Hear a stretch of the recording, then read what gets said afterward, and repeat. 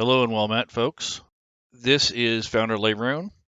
This is video number 5, which I'm going to cover Session 0 prep for Lost Mine of Phandelver using Fantasy Grounds Unity, the beta version. It is May 12th, 2020. If you're watching this video in the future, some of the things may change. Just remember that this is the Fantasy Grounds Unity. So if you see something different or wrong, then make sure that you listen to that part, that this is not the full final release. So with that said, I'll get going. First part of this video is going to be a little bit of recall. In videos 1 through 4, we went through layout, setup, organization. Now we're going to continue with that. I'd like to show you guys how to set up for Session 0. Session 0 is probably the most important part of your game. So with that in mind, I'm going to get started. So we did a little bit of prep and setup in the beginning. I already have the modules that I'm going to be using loaded. I have the Lost Mine of Phandelver module, Sword Coast Adventures Guide for supplementary information. I have the core rulebook, and of course I have the Sword Coast maps, which is part of the Sword Coast module. So that's what I have loaded. I am also going to click on All, which is on the very top of the library. That gives me all the different banners available, just in case I need them. And I'm going to start with Notes. So up here on the top right, there's a notes banner. I'm going to make myself a new note by clicking on this edit button or edit list on the bottom right of the frame. And then a little green button appears with a plus in it, which means add item. And I'm going to call this session 0. Session 0 it is.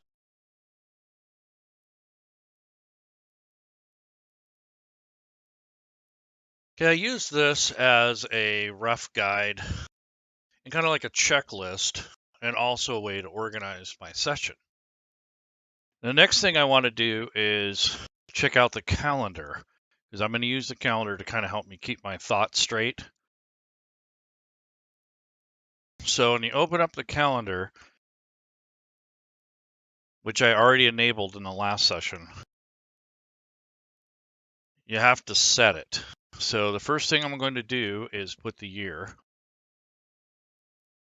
And this is real life calendar. This isn't a calendar for in-game, but you can do that. There are other calendars to pick from. You may only use one calendar per session, unless you find a special extension or something. But as far as I know, you can only pick one. Now I'm going to put the era, which is AD. And then to change the time, you hold down the control key and click in the time cell and advance your mouse wheel forward or backwards. So I'm going to say that our session 0 is going to start at 1 p.m. And then I'm going to pick a day. So today is the 12th. So let's go out to, let's say, Friday. So we're going to get together Friday. So once I have this date selected, then I'm going to set the calendar by clicking on this little arrow, and that actually sets the date. And I've also made a journal entry. So what I'm going to do here is kind of link the calendar to my notes and my notes to the calendar. So on the GM portion of my journal, just type session 0. And I'm going to drag and drop this link on the top left corner down to this GM area. That way it's linked together. Vice versa, I'm going to take this date and drag and drop it up to my notes. Then I have a time also. So these little bubbles on the right and left of the calendar, I can click on those and they'll output the chat. So if you need to put the time out to your group, you can, for one reason or another. In this case, I'm just going to drag the text up to the notes. So this is kind of like my journal reminder. And then here for the players in the actual journal entry,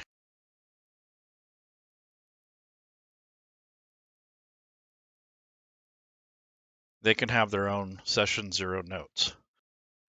This is just a way to organize my campaign. So once I have that, I'm going to close the calendar for now.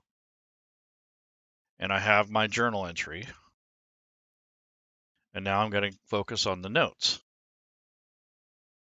So one thing I want to do is establish who's playing, what day we're going to actually start the campaign. Those very important details. So what I'm going to do now is simulate the characters as if they were already built. So in session 0, you're going to be getting with your players and building your characters. Fantasy Grounds College does a whole tutorial on character creation. This is not a plug for that class, but I do highly recommend it. If your characters are broken or not complete, it usually is what breaks the game or it slows things down quite a bit. So focus a little bit on those characters at the beginning so that your players are comfortable with playing Fantasy Grounds and that you understand what they can and cannot do. That really makes things a lot more beneficial and a lot smoother for you. I'm not saying you have to do it, but it is recommended. The other thing is I'm going to keep a list of all my players that are going to join this session. So the first thing I'm going to do is add characters to this particular campaign. So whether you build them, import them, or use pre-gens, that is how you're going to start this up. So I'm going to go ahead and open up PCs, which is on the top right. And right now I've already imported all of the basic characters. So I have 5 characters that come from the actual module for Lost Mine of Phandelver. In the library, if you open up the library view and you click on Lost Mine of Phandelver module, the adventure, and you click on the pre-gen characters, they are right here ready to go. All you have to do is click this green plus button and it will add the characters to your campaign so that they will then be selectable for your players if they join your table. Your other method is to click this blue arrow and import the characters that are sent to you by your players or others, or you can create them from scratch by creating this green plus button. So it all depends on how much time you want to put into it. Generally, character creation can take anywhere from 2 to 4 hours, depending on your understanding of the rule set and your players. I would advise only maybe building 1 or 2 characters at a time if you can help it. If you get more than 3 or 4 people at your table at a time, it takes all day, pretty much 4 hours or more to do your character creation. If you don't mind doing that, then that's fine.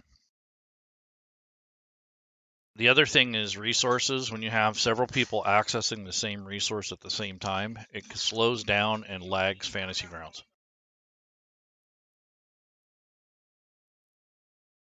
So now what I'm going to do is take these characters and I'm going to assign them some portraits.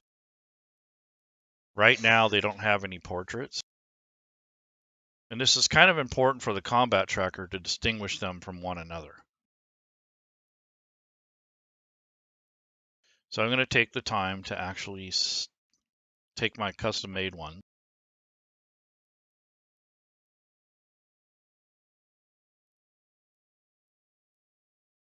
Let's see. Okay, so I have the D&D ones that come with the product because this is a D&D rule set. So I'm going to go to Dwarves. And there are some here, and I need a cleric soldier. That looks pretty cleric soldier to me. Now I need a fighter, a folk hero. So again, I'm going to go to the D&D folder. Now this assumes that you have this. You may not. You might have to make your own. But I'm going to find a human folk hero. And I know that particular is not male or female necessarily, but I know that this character has a bow, I believe. So let me double check. Yeah, this is the one that has this particular character has a longbow and a greatsword. So I'm going to find something that would kind of fit that. So here's a fighter, a human male fighter. So I guess I will make it a male. And then I need a human noble.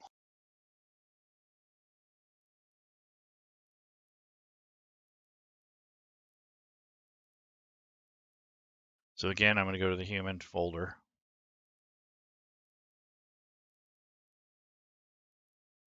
Now this guy's probably like a knight, or he has some nice armor. So I'm going to give him this paladin photo, even though he's really not a paladin. Now I have a rogue criminal that's a halfling. So one of my I have a couple favorites actually, that come with these modules and such, is the some of the halfling pictures that they have. This one's perfect for the rogue halfling. So we can say this is a female if we want. And then the wizard acolyte is a high elf. So I'm going to go into the elven area, and I'm going to select one of these photos that kind of gives me the magic user feel. So we'll say this is a wizard. So your characters hopefully will have these portraits figured out a lot sooner than it took me to do it. Now I'm going to drag them to the combat tracker. First step.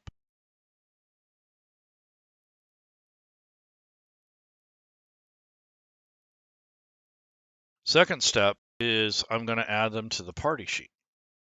So up here on the top right, there's this letter I with like 3 people standing together. It's a button. I'm adding these to my party sheet. These are going to be the characters that are part of the campaign.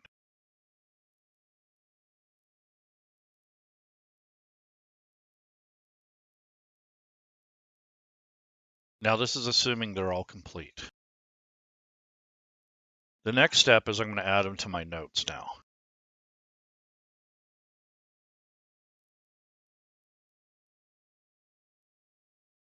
Now this is just for convenience.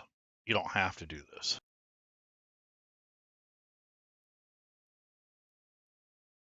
After the names here, I'm going to put the person's Discord name or their email address or their phone number, whatever it takes for me to get a hold of these people. So that's one way to keep organized.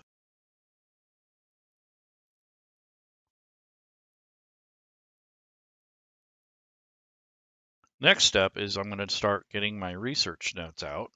So I'm going to open up the module. So I'm going to start with the story entry first.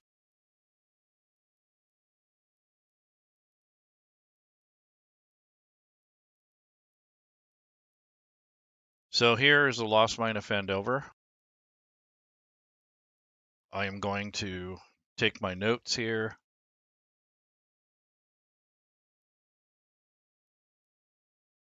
And I'm going to take the introduction, those sort of things. So the background, because you want to know why things are the way they are.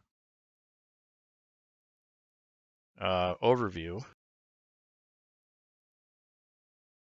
This tells you how the module runs from 1 to 10. And the adventure hook is what gets everyone together. And then last but not least, the Forgotten Realms themselves. So if you don't know anything about their setting and they give you that information, you might want to research a little bit of that. So these are the things I'm going to read and research before session 1 and before we finish with our session 0. So this is all I'm going to worry about. I might do a little reading on Forgotten Realms. And if you read and you come down to the bottom, there's a map here. And it shows the Sword Coast lower resolution player map. So I'm going to bring that up for context. I might even show the players. So to share an image, you right click on the top up here where this pin is, and you click share sheet if they're connected to your table. If you want this to load in the background and not have to push this to everyone at once, you can right click on any image. Now this is for Classic. And also I believe Unity, this is for Unity as well. So we're going to share sheet, or we can click on stop sharing sheet. and you can click on share sheet and you can preload. There used to be a way where you can actually set up and preload. So I think that actual functionality has been depreciated. You used to be able to share it in the background. So I guess that's no longer a thing. So in anyways, session 1 or session 0 notes tells you that they might start Neverwinter. So I'm going to tag this, or basically I'm going to put a pin here so I know what's going on. So I can pin that there. Players can't see any of these red pins. So that's just for reference. And then I'm also going to pin the map to my research, so it's more convenient.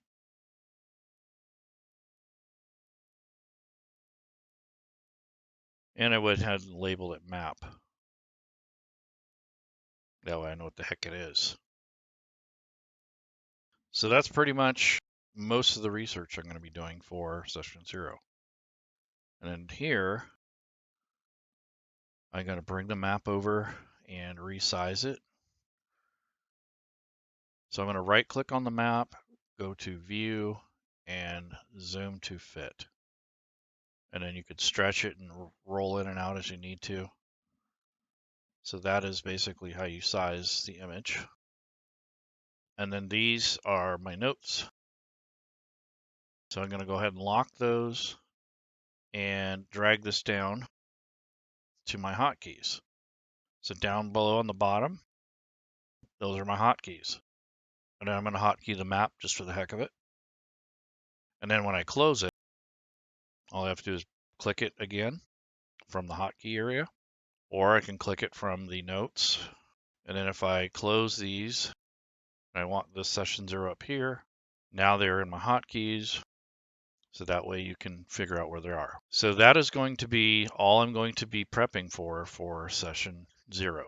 I'm going to just figure out what I need to read, get the characters built, get their backstories created, and then do some research and find out when we're going to actually start session 1. So in the next video, I'm going to prep for session 1, and then I am going to do another video where I'm going to show the actual combat, and that'll pretty much wrap up the series. I'm going to also follow up with some customization if you want to add some different things to this combat or to this particular module. So anyhow, that should be it for today. Thanks, and I'll see you next time. Bye-bye.